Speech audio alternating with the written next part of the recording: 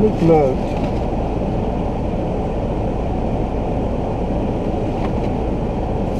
Tämmönen. Joo. Kyllähän autossa pitää tämmönen olla. Aina kun jouluodotus lähestyy. Katsotaan. Tulee heti paljon jouluisempi fiiliskin. Ai. Mä en saa vaan pysyä tätä tässä kunnolla. Tää on niin makee. Mä en tiedä vaan miten mä saan pysyä se tuossa liittymässä. Tää on niin paska tää liitty. No. Katsotaan sit myöhemmin.